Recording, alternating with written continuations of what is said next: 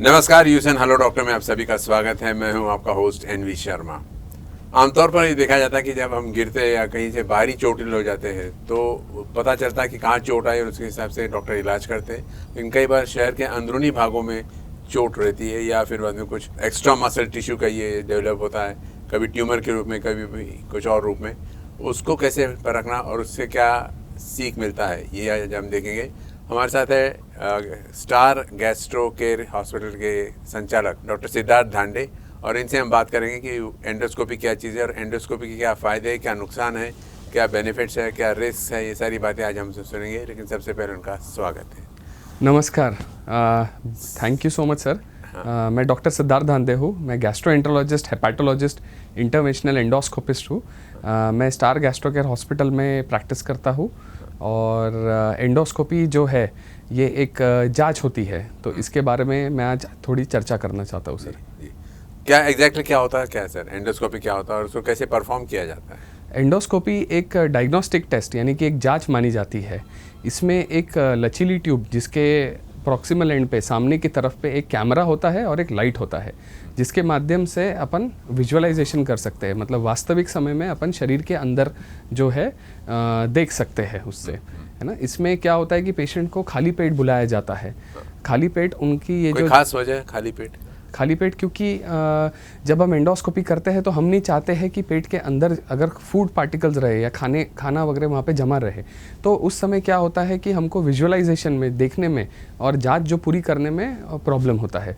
दूसरा कारण ये रहता है कि कभी कभी ये पेशेंट उल्टियाँ कर देते हैं, जिसके वजह से एस्पिरेशन मतलब जो खाना है फेफड़ों में जाने की एक संभावना रहती है, खास करके जब हम ये प्रोसीजर जो है एनेस्थीसिया में करते हैं। ये पेशेंट लोकल एनेस्थीसिया? सर, दो तरीके होते हैं ये प्रोसीजर करने के।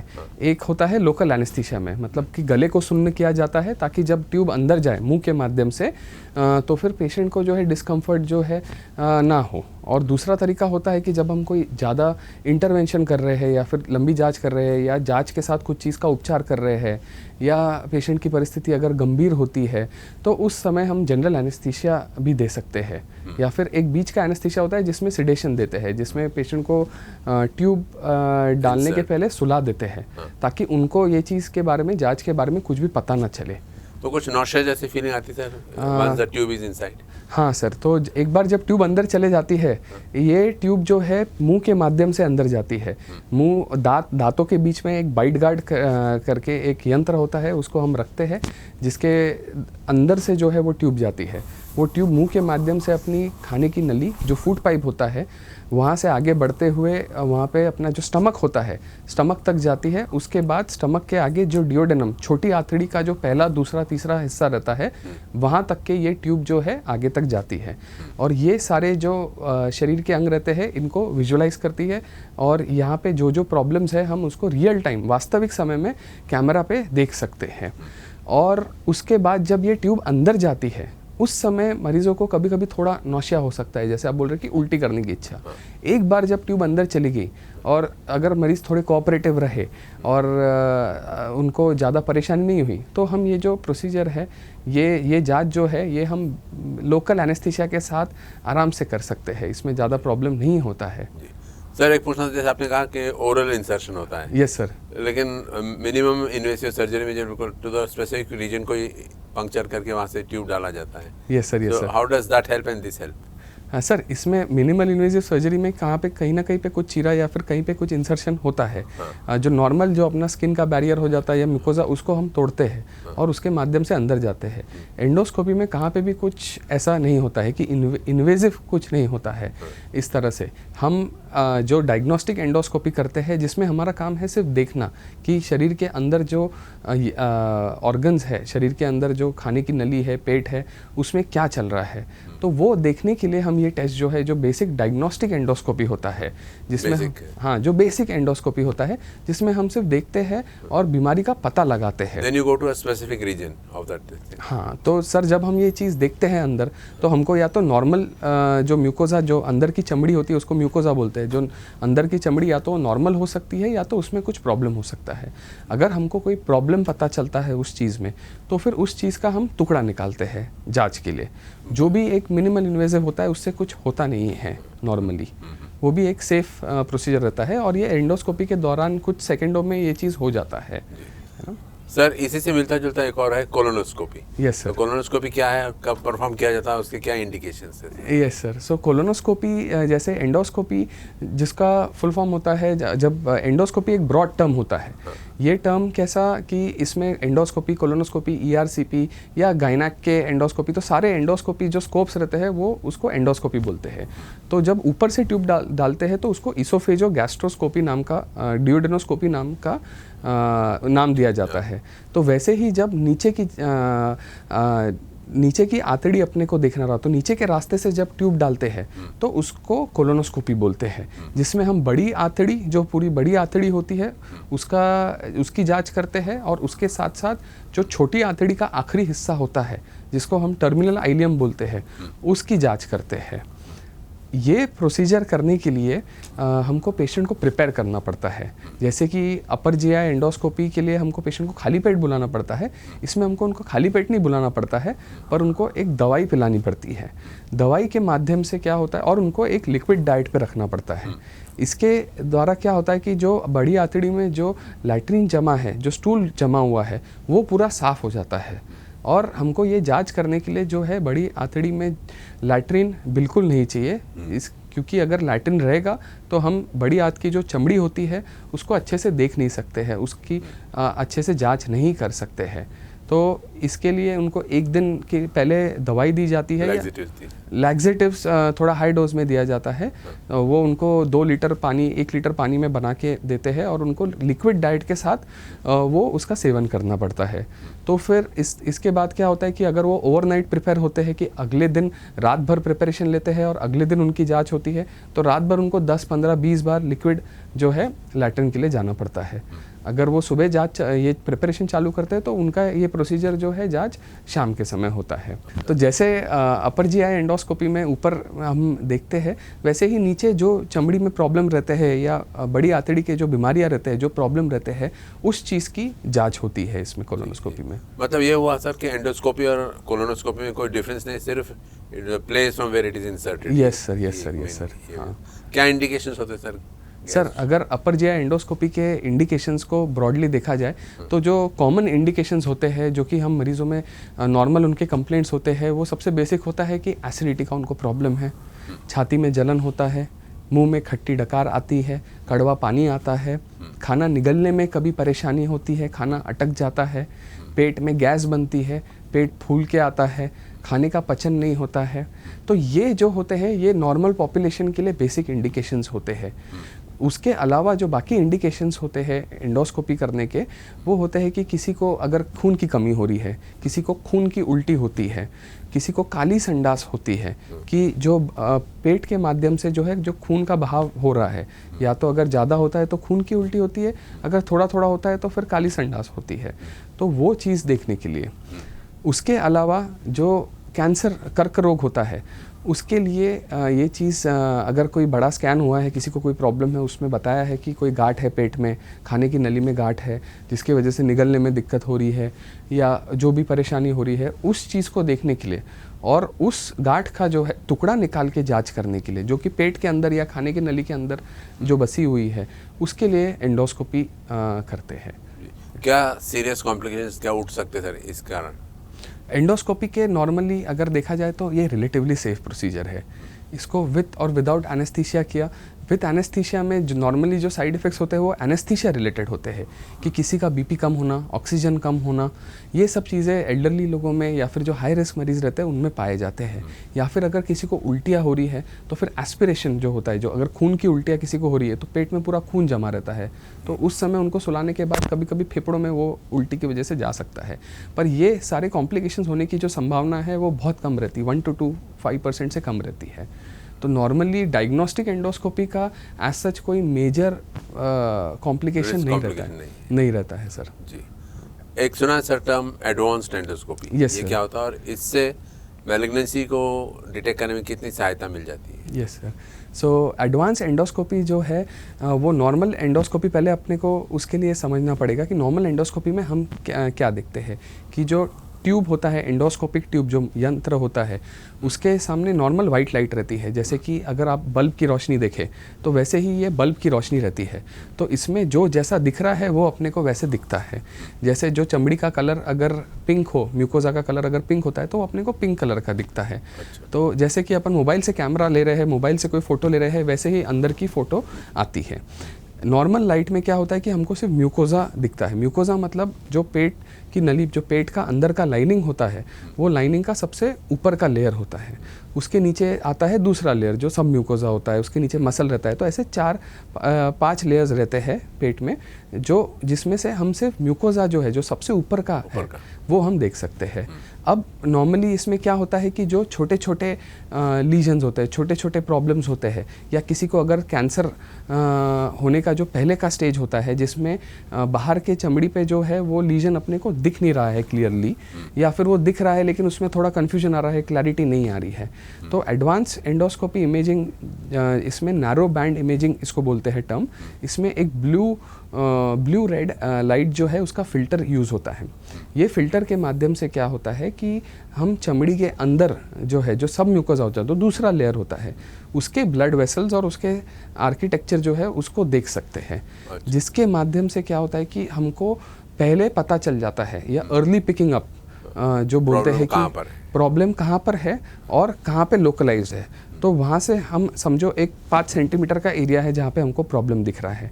अब वो 5 सेंटीमीटर में हमने कहाँ से बायोप्सी लेना है, तो NBI imaging, advance endoscopy imaging से हमको पता चलता है कि ये जो प्रॉब्लम है सबसे ज़्यादा इस जगह पर है। यहाँ पे हम टारगेट करके बायोप्सी अगर टुकड़ा लेंगे जांच के लिए, तो वो टुकड़े का रिजल्ट जो है वो पॉजिटिव आने की संभावना ज़्यादा है।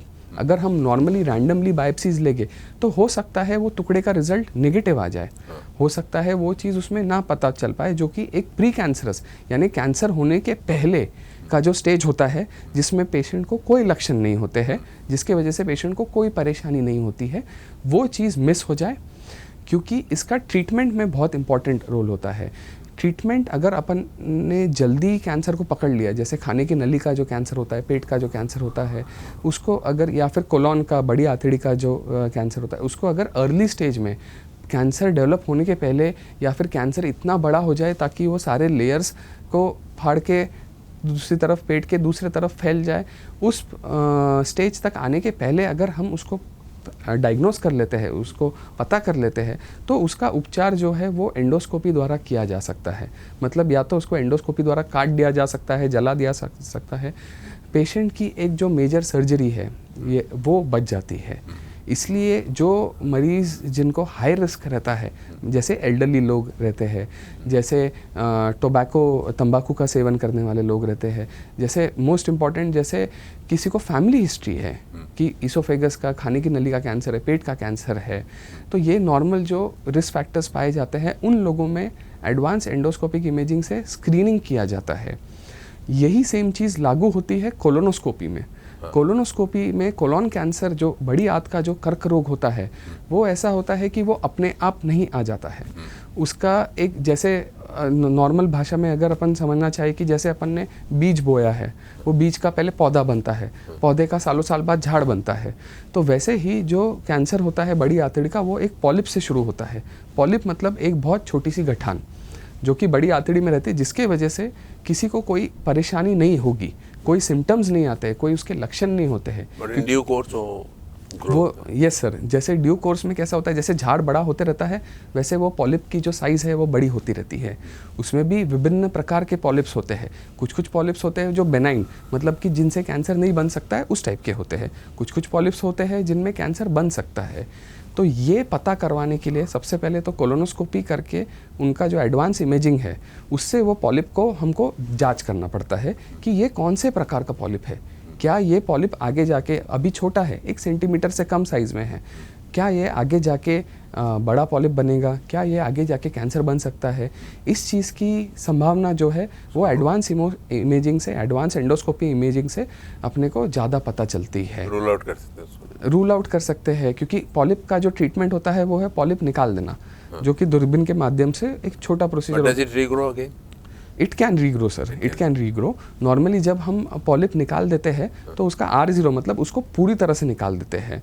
परंतु वो जड़ से उसका एक 5-10% depending on the type of polyp, कौन से प्रकार का पॉलिप है ये, उसके टाइप के हिसाब से उसके रीग्रो होने की संभावना एक रहती है, लेकिन वो मिनिमल रहती है। सर लेटेस्ट एडवांस ने सुना कि कैप्सूल शेप रहता है, उसके अंदर एक कैमरा रहता है एंड दैट इज इंसर्टेड, तो Yes, sir. All internal body scan हो जाता है। Yes sir. तो ये जांच जो है ये हमारे प्रोसीजर से थोड़ी अलग होती है।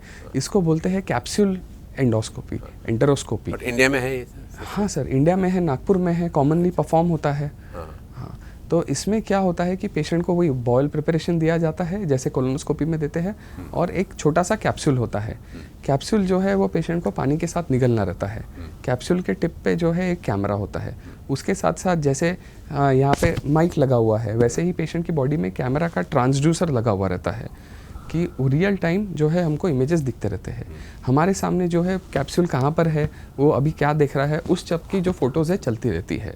तो ऐसे कैप्सूल ऊपर से लेके नीचे तक जाता है और फिर लैट्रिन के माध्यम से बाहर निकल जाता है, और फिर और उसी समय क्या है कि हम वो इमेजेस देख सकते हैं, या फिर उसके बाद भी देख सकते हैं कि कहाँ पे क्या प्रॉब्लम है। तो थरो स्कैनिंग हो जाए। हाँ, पूरा मुंह, क्योंकि मुंह से लेके छोटी आंतड़ी का जो शुरुआती भाग है उसको हमने एंडोस्कोपी से देख लिया है, बड़ी आंतड़ी को हमने कोलोनोस्कोपी से देख लिया है। इसके बीच में एक स्मॉल इंटेस्टाइन का बहुत मेजर हिस्सा रह जाता है, जहाँ पे दूरबीन द्वारा तो जा सकते हैं, लेकिन वो जनरल एनेस्थीसिया में बड़ा प्रोसीजर माना जाता है।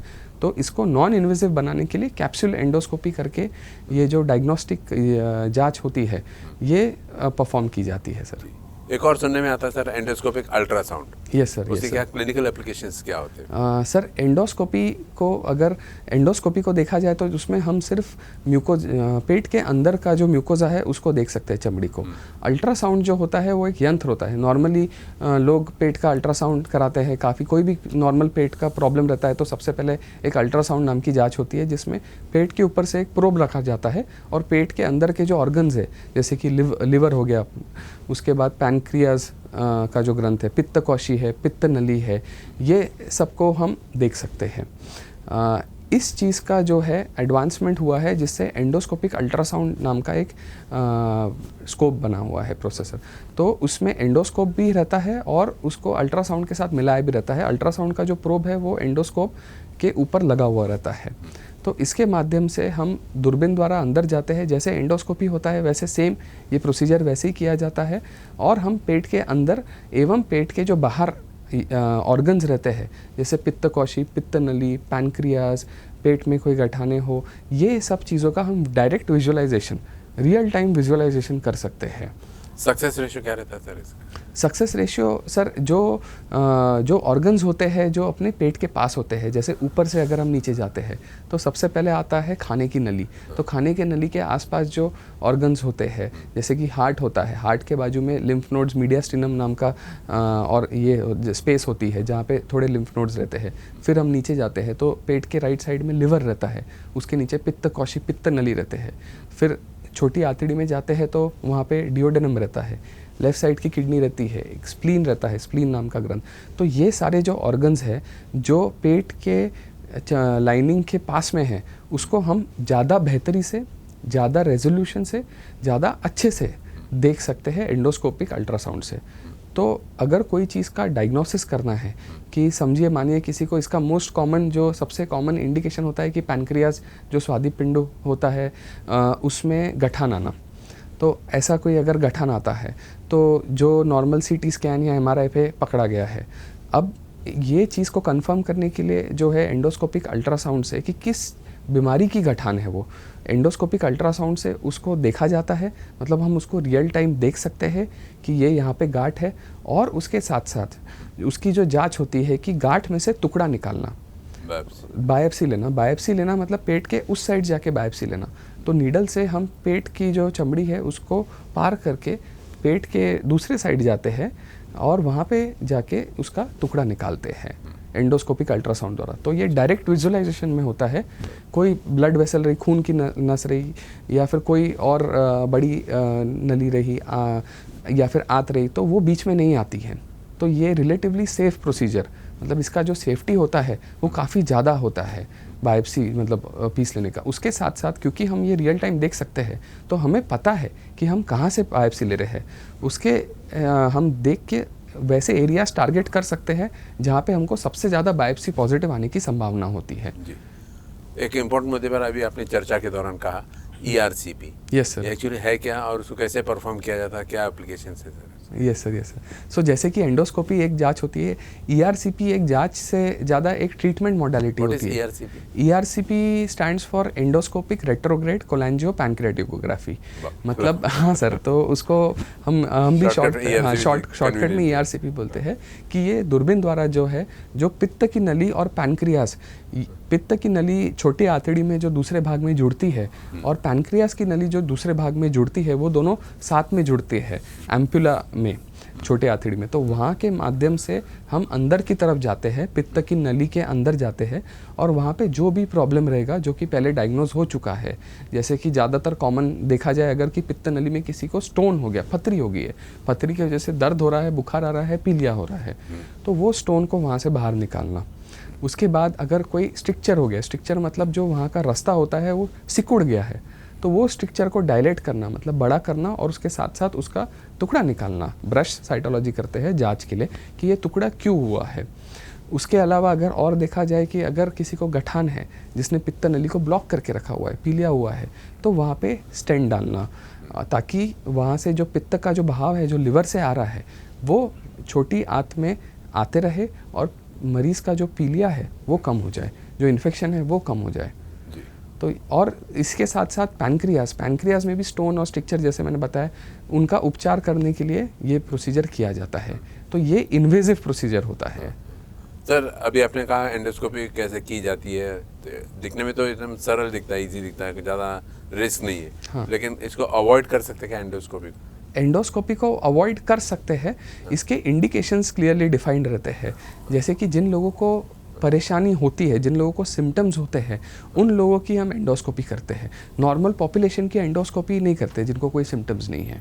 और नॉर्मली अगर आप जो सबसे कॉमन मरीज़ होते हैं पेट के, कि पेट की गैस बन रही है, पेट में एसिडिटी का प्रॉब्लम हो रहा है, ये सब जो नॉर्मल कॉमन सिम्टम्स होते हैं और जिनको कोई अलार्म सिम्टम्स मतलब कोई घबराने वाले सिम्टम्स नहीं है, जैसे कि खून की कमी होना, जैसे कि खाना निगलने में अटकना, खाने में उल्टियाँ होना, वज़न कम होना, बुखार आना, पेट में गांठ समान लगना, तो ये जो अलार्म सिम्टम्स होते हैं ये जिन लोगों को नहीं रहते हैं उनको हम नॉर्मली एक 4 to 8 वीक्स का मेडिसिन का कोर्स दे के उनका ट्रीटमेंट करते हैं, प्रिपेयर करते हैं, उनका ट्रीटमेंट करते हैं। और अगर वो उसके बाद भी ठीक नहीं होते हैं, उसके बाद भी उनको तकलीफ़ें चलती रहती है या फिर ये तकलीफ़ें बार बार होती है, उसके बाद हम ये टेस्ट जो है परफॉर्म करते हैं।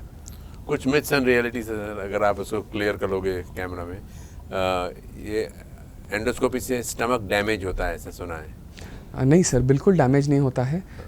कोई भी अंदर का, क्योंकि ये एक बहुत लचीली ट्यूब होती है, अंदर जब ये ट्यूब जाती है, अगर हम नॉर्मल एंडोस्कोपी देखें तो उसमें बॉडी को कोई भी प्रकार का कोई नुकसान नहीं होता है। एज का फैक्टर है सर कि इस एज के ऊपर रहा तो ही एंडोस्कोपी करेंगे, नहीं तो नहीं करेंगे? सर एंडोस्कोपी कैसा है कि छोटे से छोटे बच्चे की या फिर बड़े से बड़े अडल्ट की, बुज़ुर्ग की जो है वो की जा सकती है। बच्चों की एंडोस्कोपी करने के लिए एक पतला एंडोस्कोप आता है जिसको पीडियाट्रिक एंडोस्कोप बोलते हैं, जो छोटा रहता है साइज़ में उनका करने के लिए।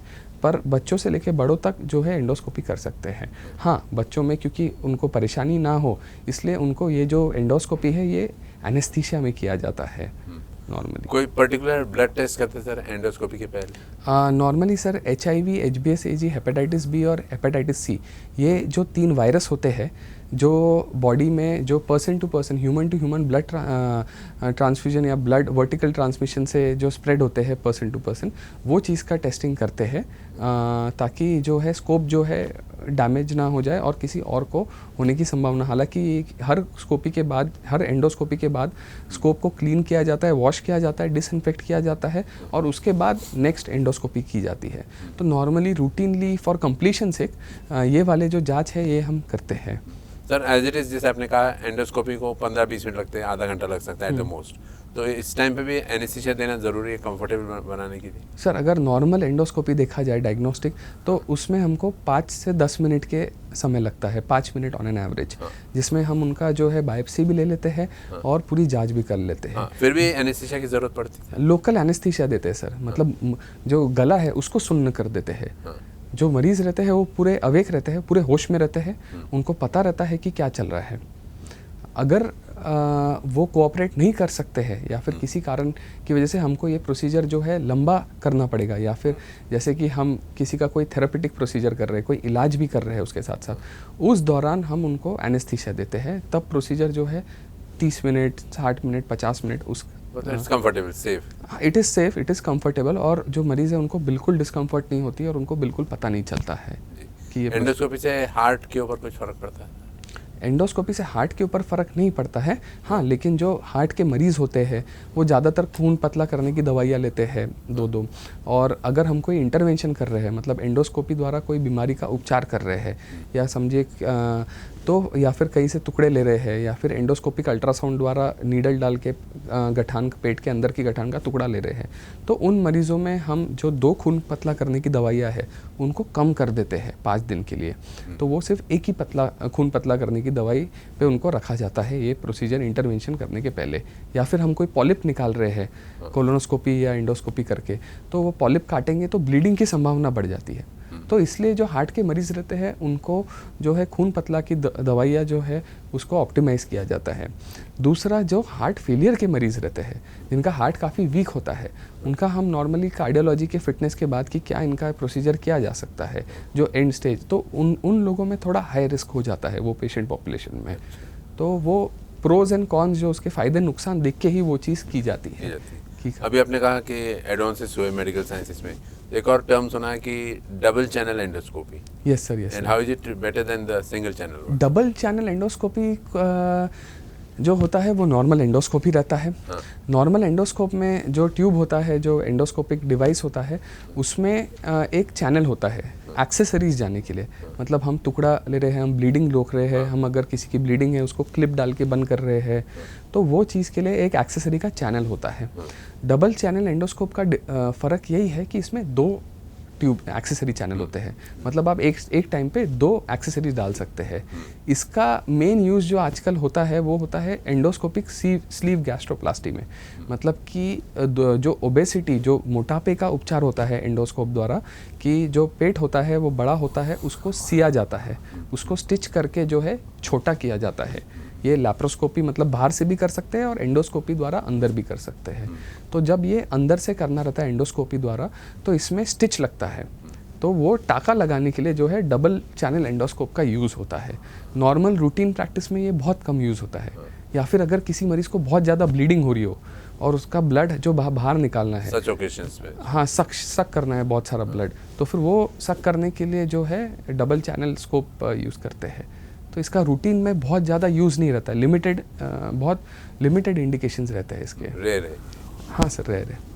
Sir, we are running out of time. अगर आप एक टेक होम मैसेज देना चाहोगे तो क्या रहेगा? सर, टेक होम मैसेज मैं ये कहना चाहूँगा यूसीएन के दर्शकों को कि अगर कोई भी आपके पेट की समस्या होती है, अगर कोई भी लक्षण ऐसा होता है, तो आपको ये जांचों से जो है वो डरना नहीं चाहिए।